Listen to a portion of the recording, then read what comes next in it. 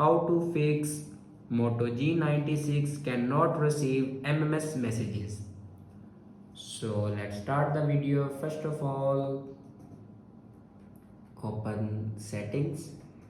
In settings, scroll down and here you can see the option apps. Now click on apps and then click on messages apps.